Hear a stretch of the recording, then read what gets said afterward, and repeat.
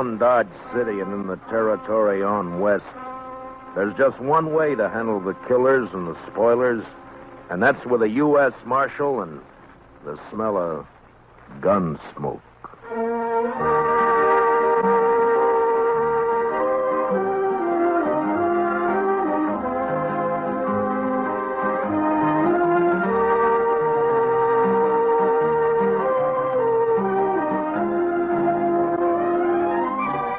Gunsmoke, starring William Conrad.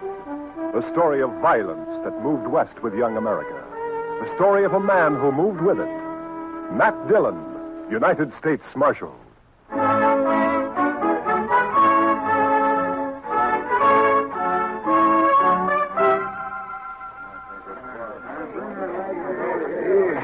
Howdy, Marshal. Hello, Mr. Biggs. Can I give you a hand? No. This is the last batch here.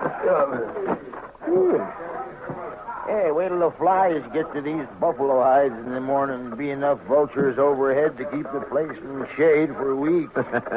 Yeah. You'll sure have your hands full by tomorrow night. It looks that way. When these boys turn them hides into cash, they'll bite the corks out of every bottle in town.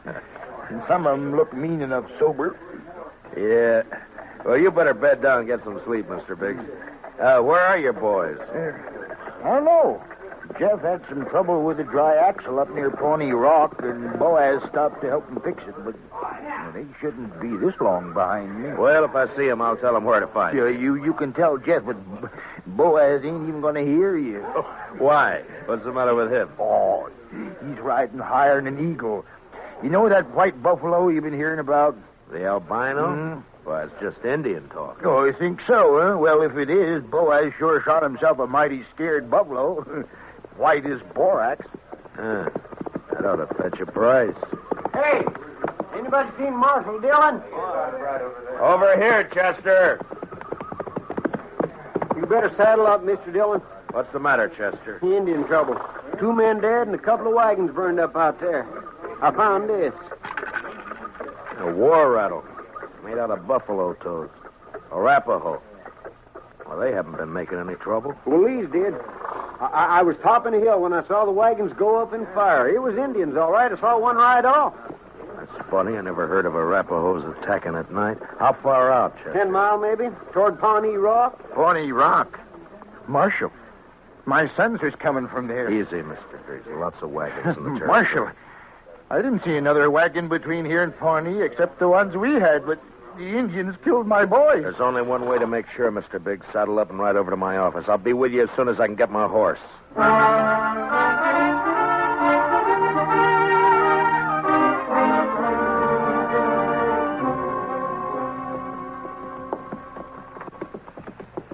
I cut back through those button willows over there when I spotted the wagons being fired. We must be close to it, then. Just over there. Right down yonder. See him? Yeah. I see him. We rode up and dismounted. The last glint of hope in Mr. Biggs' eyes died. His boys were there, all right. And it wasn't nice to see. I'll kill him. I'll get him for this. I'll murder every redskin in the territory. We got to bring your sons in, Mr. Biggs. You know what the morning's going to be like. You don't want to leave them out here. Now, come on. Hey, look. Down there by the stream. Yeah, 4 of them. They're not saddle horses. Mr. Biggs. Mr. Biggs. You recognize those horses down there? Yeah. I know them. Teams belong to Boaz and Jeff. Indians must cut them loose from the wagons before they fired. Doesn't that seem curious to you, Chester? In what way, Mr. Dillon? Why didn't they take the horses with them? Yeah. What are you thinking, Marshal? No burned hides in those wagons. So they stole them. Yeah, they stole them. But Boaz and Jeff both have their rifles there beside them, and the horses are left behind, too. Horses and guns are the first things Indians would go for. What are you looking for, Mr. Dillon? Those buffalo hides weren't carried off without wagons. Yeah, here. Marks the 2 other wagons here, and they're fresh. I didn't see any other wagons, only these. Well, they'd finished and gone before you got here, Chester. Well, yeah, but I'd have caught up to any wagons on the trail to Dodge. Did you go by regular trail? Well, no, I figured the Indian I saw wasn't alone. I didn't want to get bushwhacked further on. You didn't see any Indian, Chester. But, Mr. Dillon, just as plain No Indian would leave guns and horses. This job was done by white men. It didn't take anything that could be recognized or identified. You mean somebody's in Dodge by now? With the hides my boys worked and sweated to get? I'm afraid so, Mr. Biggs. Well, there'd be more than 300 buffalo hunters there by morning. It could be any of them. We'll find the right ones. Oh, how? The albino. Whoever killed your sons will have that white buffalo hide.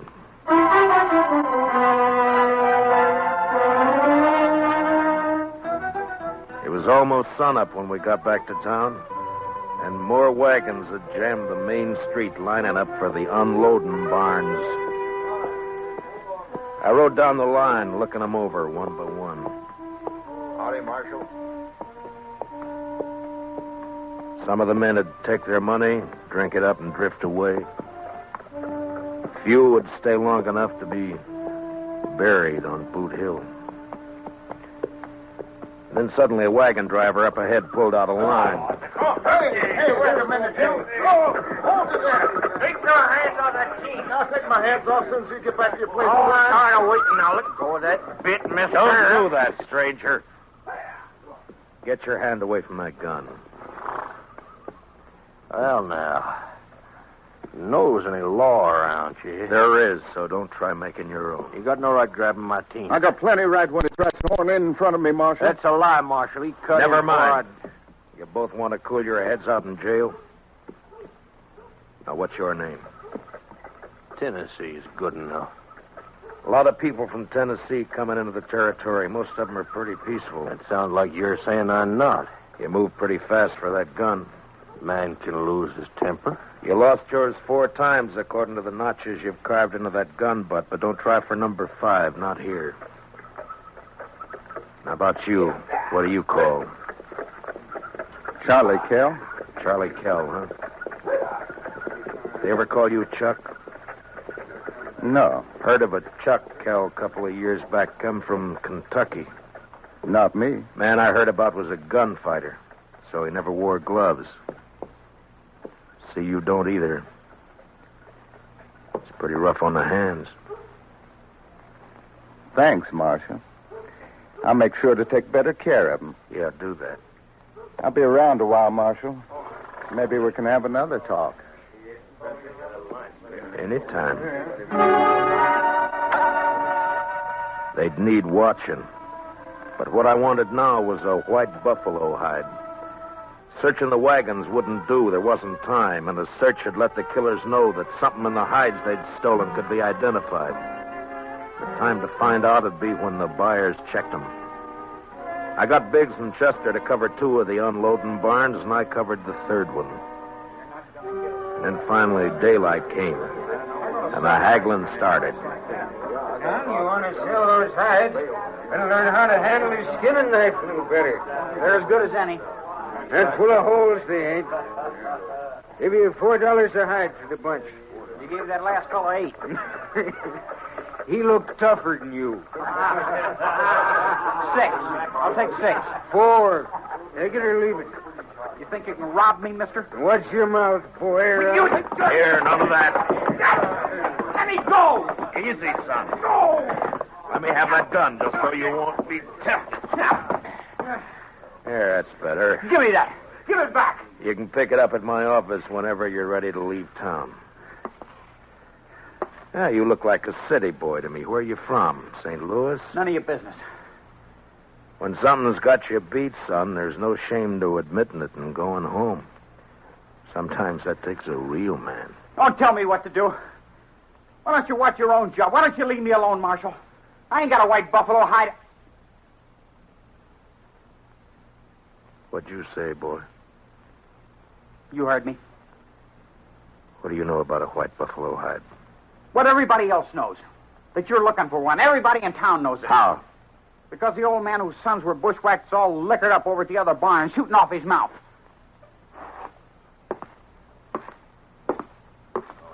Don't go away mad, Marshal.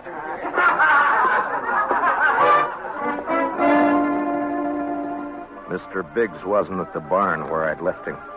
I cut through an alley to Front Street and headed for the saloons.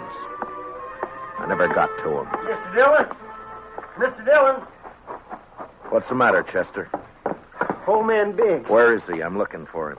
Well, he was over by the barn I was watching, drunk, going through the wagon. Yeah, I know about that. I was trying to get him to go back to his own barn, but all of a sudden, he took off. For where? I don't know, but there was one wagon he was watching in particular. The driver walked away from it with a package of some kind. That white hide? It could have been, I don't know, but Big sure thought so. He lit out after a fellow with blood in his eye. Which way? Down there where the boy's been hitching the empty wagon. Well, let's go. Old boy's drunk enough to make trouble. He's liable to kill somebody. Or get killed.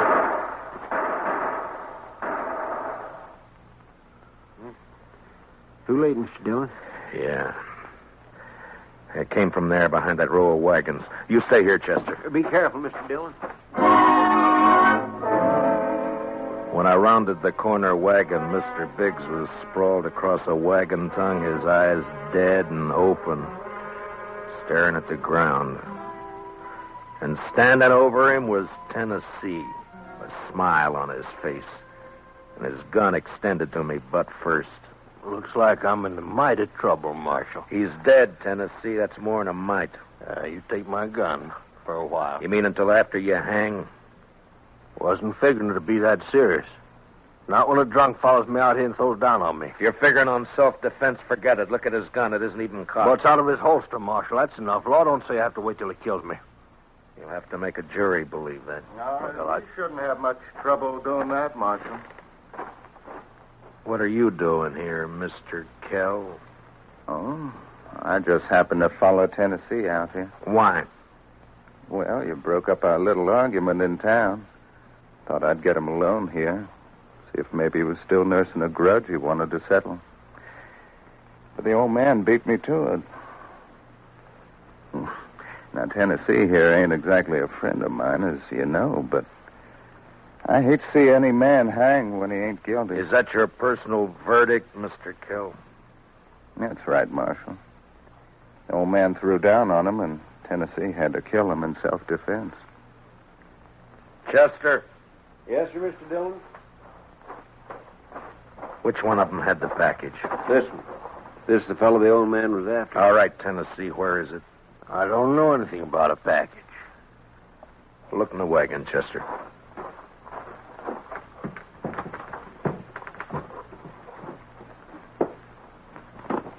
See anything?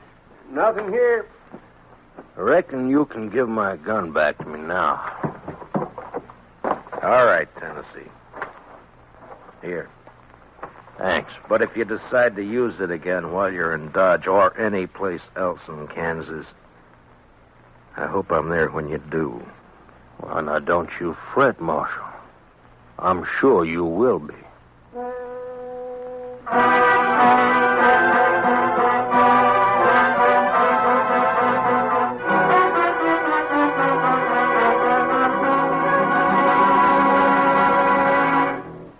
We will return for the second act of Gunsmoke in just a moment. But first, action, excitement, thrills. That's Gangbusters. Gangbusters helps to fight crime by fearlessly naming the criminals. Listen for it later this evening on CBS Radio. Now, the second act of Gunsmoke.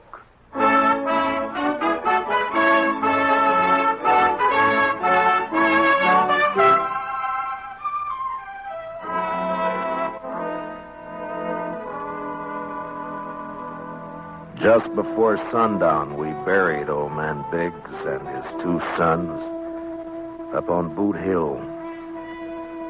By the time the service was over and I rode down, darkness had fallen, and everything was going full blast. The town was roaring. Seemed like a good man, old Biggs. He was, Chester. So were his boys. Yeah, but there are too many men like Tennessee and Cal coming in, Mr. Dillon. They won't last, Chester. They'll keep coming, but they won't last. They'll take a gun and go against a man, but they won't sweat. They won't take root and build. We still going to look for that hide? Yeah. Or just what do you want me to do, Mr. Dillon? Tennessee and Kell will be in town, but their wagons are back there with the other empties. Ride back and look them over. Well, they might have had somebody carry that package off for them. It might be, but they don't seem like partners, Mr. Dillon. From what I heard, you stopped them from gunfighting. Took more than one man to kill the Biggs boys, and more than one man and more than one wagon to cart the hides in. Well, you mean they staged that trouble just for you? Just for me. After they heard I was looking for that white hide. Well, why do you figure that, Mr. Dillon? When gunfighters start for their guns, nothing stops them, Chester. They both started, but they both stopped. I reckon you better take a look through those wagons. Yes, sir, Mr. Dillon. Where'll I meet you? I'll be checking the saloons.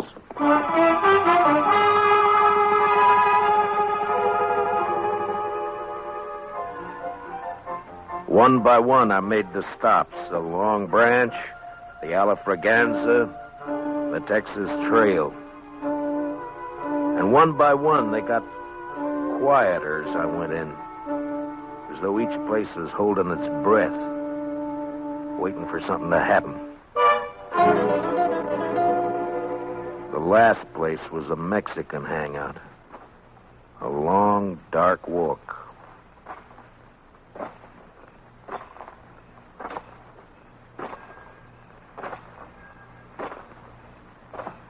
Hello, Marshal. Can't see me, can you, Marshal? No. No, I can't see you, son. Too bad. Because I got another gun. They sell them around here. And I ain't going back to St. Louis. You'll fire once, son, and if you don't kill me with that, and I'll kill you. I'll gamble on that, Marshal. Marshal!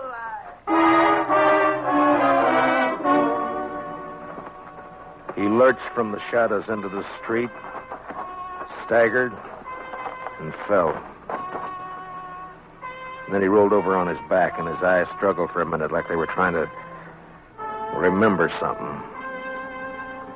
And then he went blank. Well, he was right about one thing. He wasn't going back to St. Louis.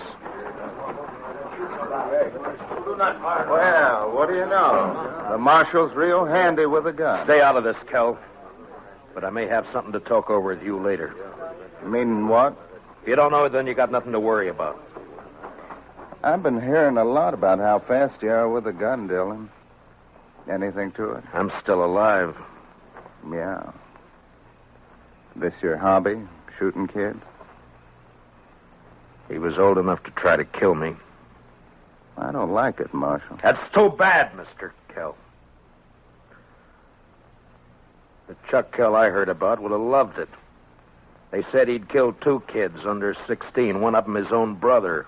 No, you didn't hear the whole story, Marshal. The Kell you heard about killed a marshal, too.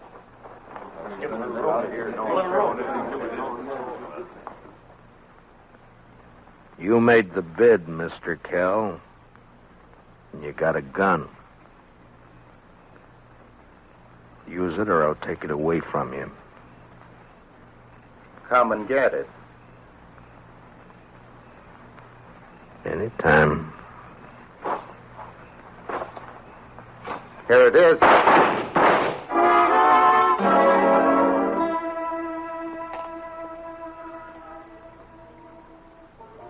How you feeling, Mr. Dillon?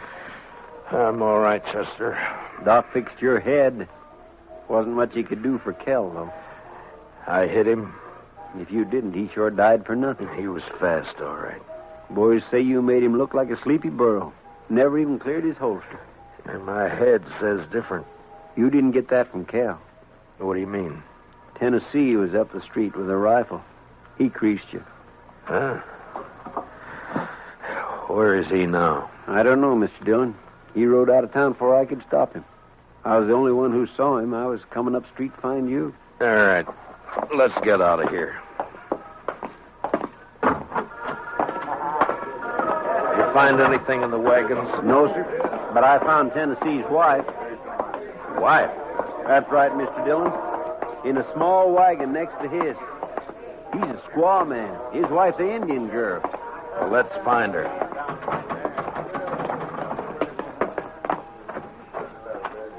All right, Chester. Which way? Edge of town, Mr. Dillon. Well, let's go.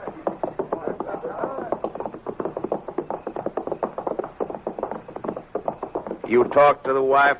Yes, sir. Found out Tennessee and Kel were friends, all right. They left her here night before last and arranged to meet her here today.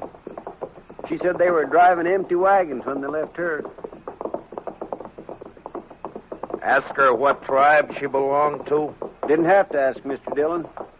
I could tell by her beads. She's an Arapaho.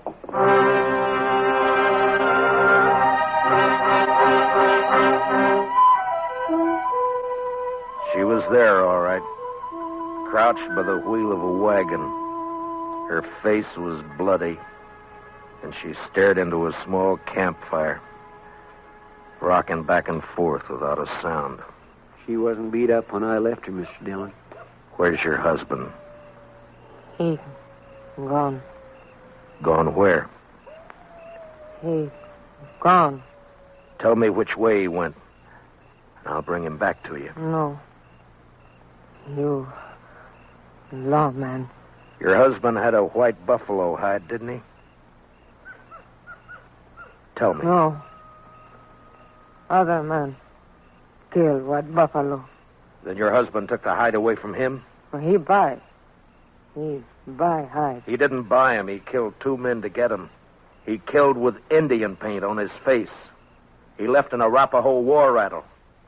He wants the blame to come to your people. If the white men think the Arapahoes are on the warpath, the soldiers will come. No. Arapaho, peaceful. Where's the white hide? What'd your husband do with it? He tell me. Bury it. Where? Where's it buried? There. Back there. By tree. Go dig it up, Chester.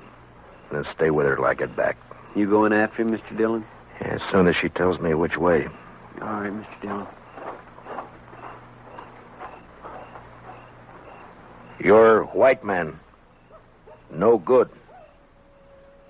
Now tell me which way he went. You let him go.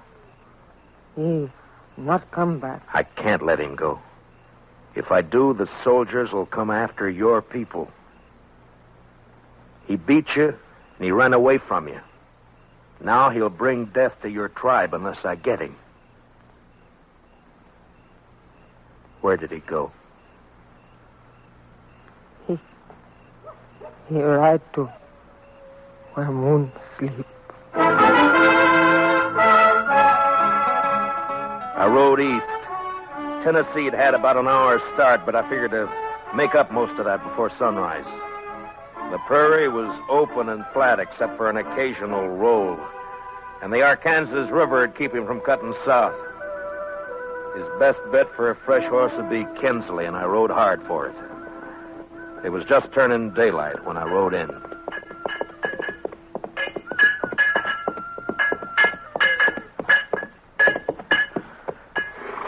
Well, howdy, Marshal. Morning. Good morning. Got a place I can water my horse? Trough right there. Just let him loose. He'll find it. Thank you. Looks like you come a long way. Dodge. Another fella here just a few minutes ago been riding hard, too. He come from up Pawnee way, though. Tall, dark, riding a vinegar roan? Yeah, that's right. You get a fresh horse here? Had to send my boy out the corral to get one for him. He'll be back soon. You mean he's still here in town? Yeah. Asked about breakfast, so I sent him over to the widow Hilliard's place. Right over there, across the road. Thank you. I'll be back. Say, you after that fella, Marshal?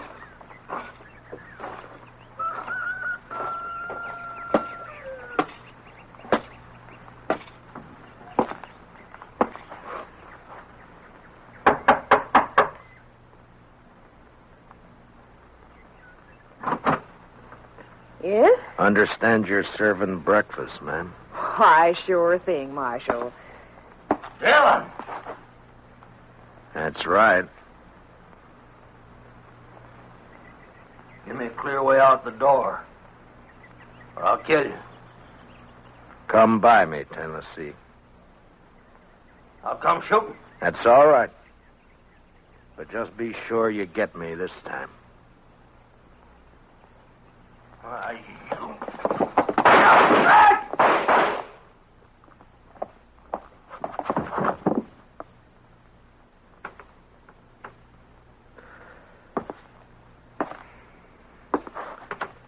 You hurt, ma'am?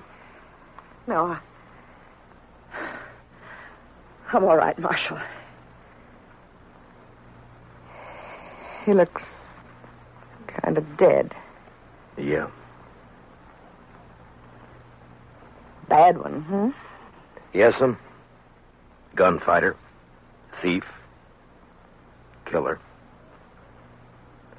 What's your name, Marshal? Dillon, ma'am. Matt Dillon. I'm sorry about... Marshal. When my husband brought me out here 15 years ago, Indians burned this place down 3 times. I'm used to killing. You want to carry him out? I'll go fix you that breakfast.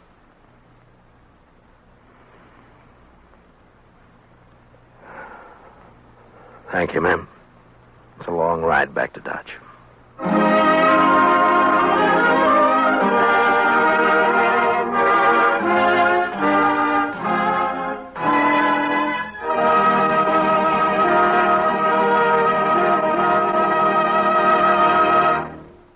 Gunsmoke, transcribed under the direction of Norman MacDonald, stars William Conrad as Matt Dillon, U.S. Marshal.